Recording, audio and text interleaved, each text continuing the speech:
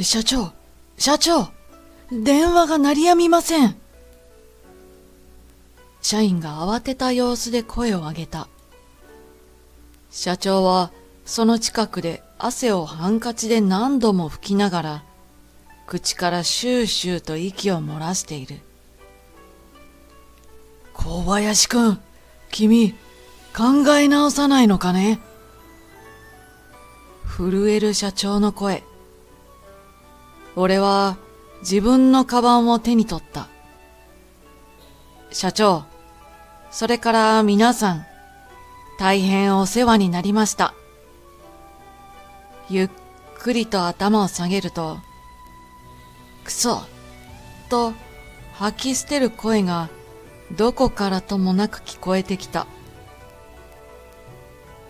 俺は今日会社を辞める。いや、正式にはクビになったので、この会社を去らなければならないのだ。俺の名前は小林直美。高卒で地元の不動産会社に勤めている。家系的な性格なのか、出世意欲はなく、どこか人生を俯瞰している節があるので、彼女もいない。立春が訪れると営業周りがぐっと楽になる。気候的な話だ。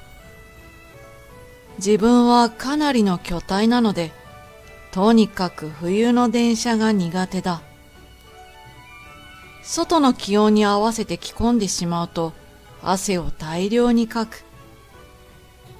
夏の営業周りだって最悪。その点、秋や春は心地がよく、一駅でも二駅でも歩きたくなってしまう。変わり映えのない毎日。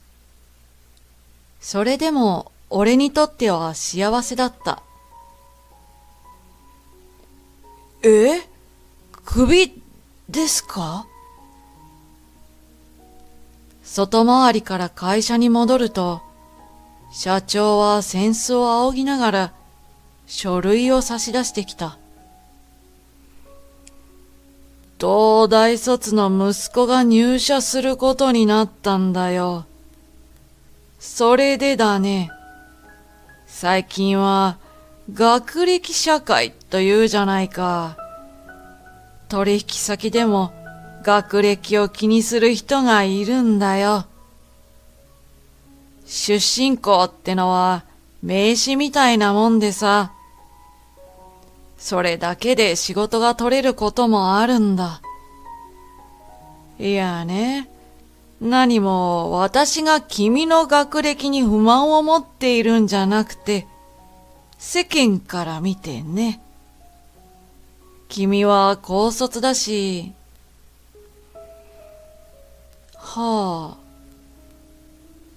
気の抜けた返事が口から漏れる。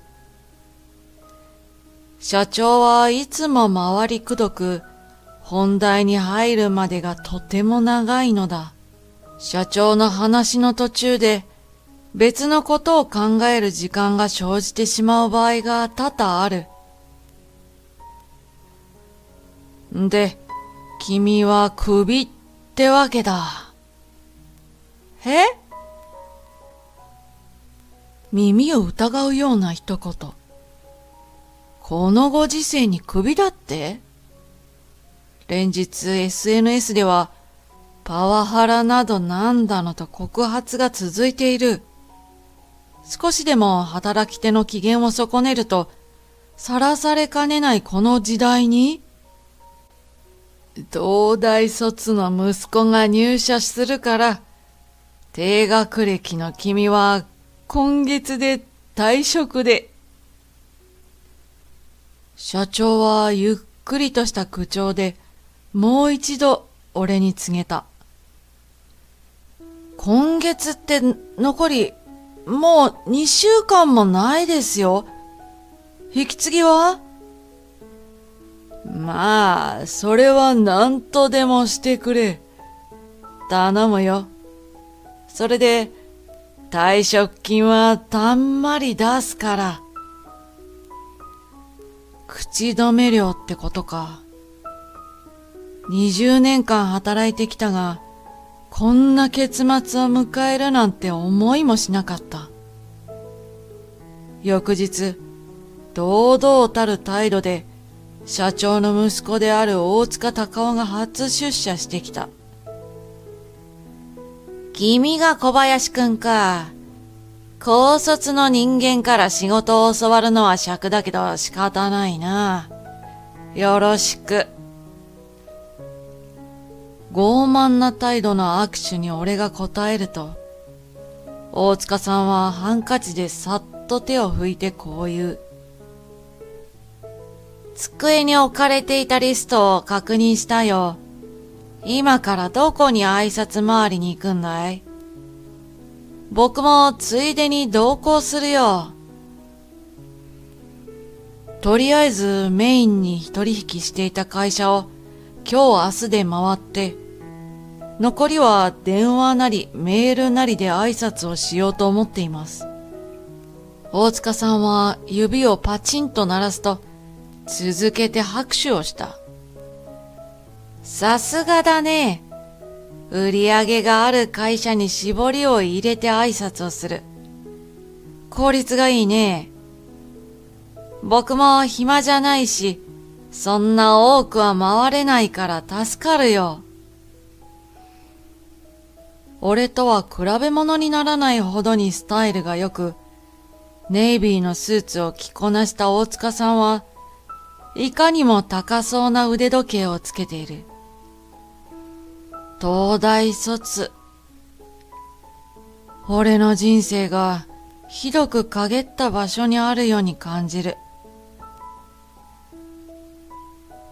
大塚さんは取引先に向かう電車の中でも、どんな芸能人と飲んだことがあるだとか、会員制バーの月額費とか、一方的に自慢話を続けた。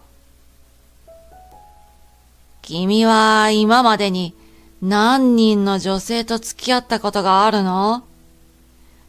いませんよ。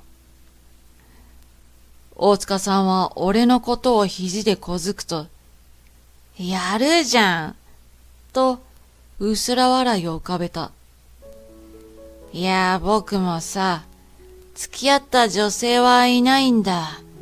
っていうのも、女ってのは、とにかくうるさいからな。話のネタにされたくないんだよ。それから耳元で、月何人の女を相手にしているの？と囁かれた。質問の糸が俺の中に落ちてくると、体温が急上昇し、目の前がカチカチと眩しく光り、意識が遠のいた。おい、マジか。冗談だろ？心地の悪い耳障りの笑い声が鼓膜を叩く。今度、女紹介してやるよ。やばいってお前、ウケる。下半身が熱くなってくると、背中を丸めて時間が過ぎるのを祈る俺だった。昔から人付き合いが苦手で、どこか他人と壁を作って生きてきた。無論、親友と呼べる相手はいない。今は、両親と飼い猫がいるから平気だが、もし家族が全員この世を去ってしまったら、俺に残るのは孤独だけだろう。安月給で貯金と呼べるようなお金もなければ、大塚さんのようにオーダースーツもブランド物も持っていない。俺は2週間後には無職になる。次の仕事はすぐに見つかるだろうか。選ばなければきっとすぐに見つかるだろう。でも、できることなら選びたいのが正直なところだ。ほんの先の未来について考えるだけで、胃がキリキリと痛む。平凡な毎日。辛いことも、これといって楽しいこともない。だけど、それでよかった。ほんと、君ってバカだよね。なんで大学進学しなかったの？俺は、へこへこと頭を下げて、大塚さんに高卒らしく振る舞った。仕方ないのだ。家庭の事情とはいえ、最終的に高卒の人生を選んだのは自分なのだから。取引先への挨拶回りの中で、ほとんどの会社が俺の退職を惜しんでくれる。それだけで、この仕事を続けてきてよかった。人に恵まれていると感謝の気持ちでいっぱいになる。いきなりのことで正直驚きですよ。それに転職先もまだなんて。しばらくはゆっくりする予定です。そのうちに次の仕事が決まるでしょうから。二日目の挨拶回りに大塚さんは同行しなかった。何やらやることがあるからと理由をつけ、名刺だけ渡すようにと俺にことづける。それで、後任の方は社長の息子さんなのですね。それは。東大卒ですから、私なんかよりも仕事ができますよ。それに、頭も切れますし。太陽のように明るい方ですから、きっと山部さんも気に入ると思います。学歴なんて関係ないでしょう。それは小林さんが証明してくれている。山部物産は、俺が初めて担当した会社だ。年々規模が拡大しており、営業成績において何度も助けられた。そんなことを言ってくださるなんて恐縮です。会社を去るからといって、これっきりなんて言わないでくださいね。首を告げられた日、自分の人生について行いは正しかったのかと自問自答を繰り返してしまった。どこかで間違えてしまったのではないか。いや、間違っていたのだ。おそらく一番初めは大学へ進学しなかったこと、そして誰とも交際をしなかったこと、少しの浪費癖があるせいで貯金ができていないこと、情けない自分の人生が波を立て襲いかかってくる。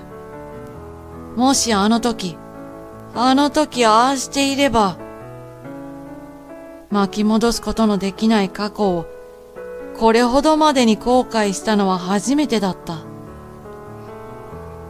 自分がどれだけ否定したとしても、朝は無情にもやってくる。刻一刻と退職日が近づく。身の回りを整理し、ここへいたことの痕跡を消していく。いよいよ今日が最終出勤日だな。大塚さんが勝者の笑みを浮かべながら、俺の肩を揉んできた。明日から無職なのか。滑稽だな。大塚さん、山部物産からお電話です。ジムの子が声をかけてきたことにより、大塚さんは電話口へと向かった。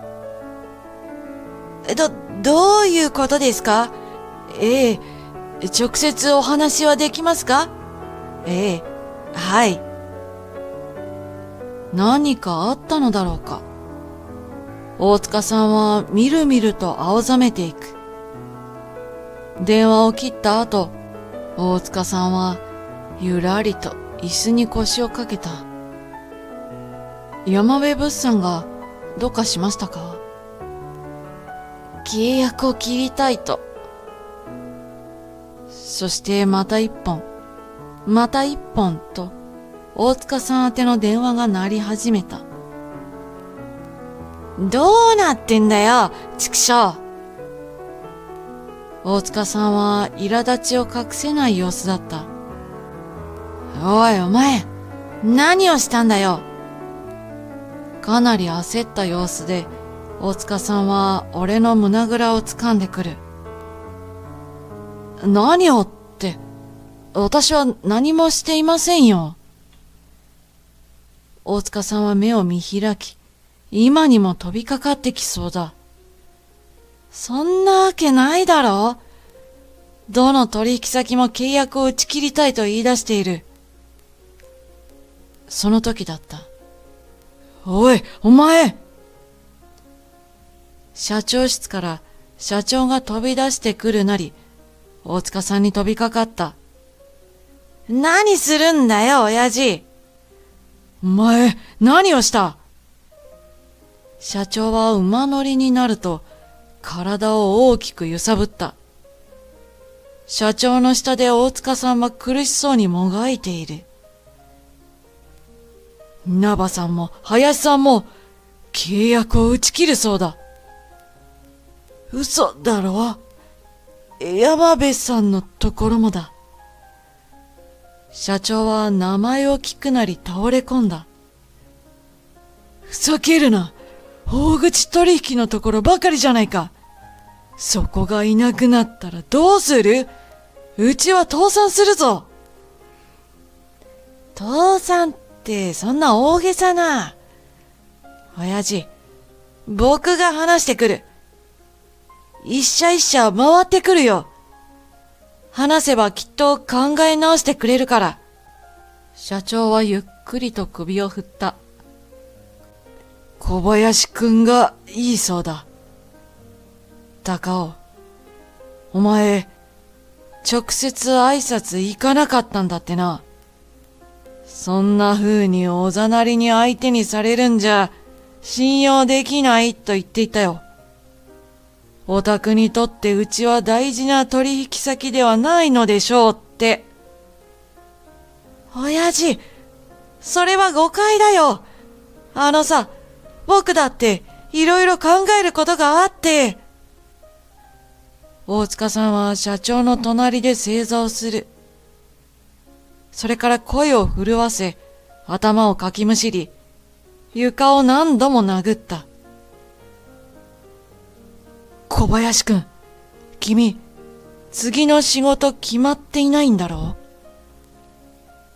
う？社長は哀れむような視線で俺を見つめてきた。社長、どうしたらいいんですか？電話が鳴りやみません。大変です。と、秘書が後ろで叫んでいる。うるさい！電話線抜いておけ！投げやりに叫ぶと、社長は俺に向かって土下座をした。高尾、お前もやれ！なんで僕も？いいから！社長は地面に額をこすりつけた。その姿を大塚さんは蔑んだ目で見ている。首は撤回だ。明日からもうちに来てくれ。親父、何言ってんだ。こんな高卒のバカなんていらねえんだろ。お前は黙ってろ。なあ、小林くん。20年もうちにいてくれたじゃないか。な？頼むよ。それで、明日は取引先を回って、ご機嫌を取ってきてくれ。君が行けば大丈夫だ。小林くんは昔から我が社の期待の星だからね。君がいないとうちは回らない。だから頼むよ。ヘドが出るような綺麗事。感謝を伝えられたことは今まで一度もなかったし、この20年間、昇給も微々たるものだった。そして、挙句の果てには息子が入社するからクビ。お言葉ですが、俺はカバンを持つと席から立ち上がった。社長、私はもうすでに次の会社が決まっているのです。そちらを断るわけにはいきません。それに、大塚さんだって私が去ることを望んでいる。それに、社長もでしたね。では、定時になりました。今日は最終出勤日ですから、これにて失礼します。待ってくれ。土下座の体勢のままの社長の横を通ると、俺の足にしがみついてきた。次の会社はどこだ？給料はいくらだ？倍出そう。いや、もっと出す。ボーナスだってさらに増額させるし、君の希望をすべて聞こう。海岸に打ち上げられたトドのように、社長は醜い姿勢で俺の足を離すまいと力強く抱きしめている。腹の底から怒りがこみ上げてくる。自尊心をズタボロにされた。用なしと突然宣告をしてきたのはどちらなのか。俺は思いっきり足を上げて、社長の手を振りほどく。待ってくれ。社長は床に転がったまま叫んだ。小林くん、行くな、行かないでくれ。情けない声が聞こえてきても、一度も振り返らなかった。それが自分にできる唯一の復讐だから。翌日も変わらぬ調子で目覚め、母が用意してくれた朝食を食べ、猫を撫でて出社した。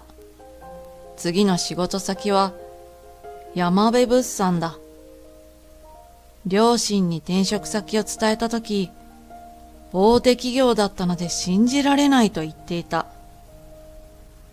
いやあ、小林くん、よく来てくれたね。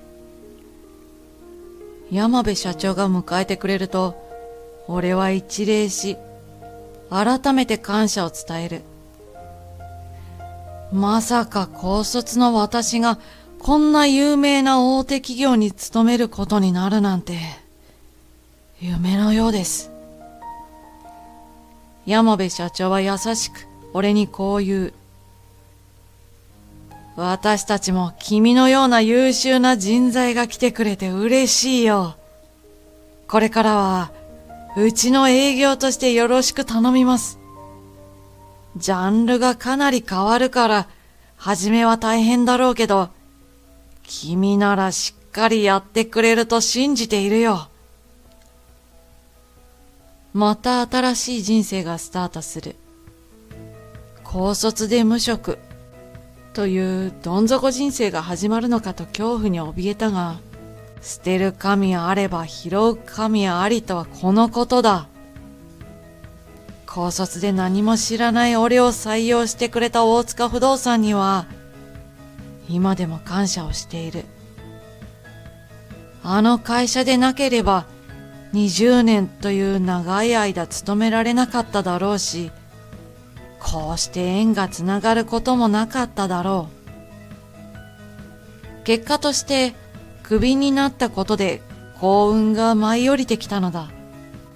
今では山辺社長のねぎらいにより、手取りはかなり増えた。両親を養う余裕も出てきたし、貯金に回せるお金も増えた。両親だって今は2人とも元気だけれども、いつ介護が必要になるかはわからない。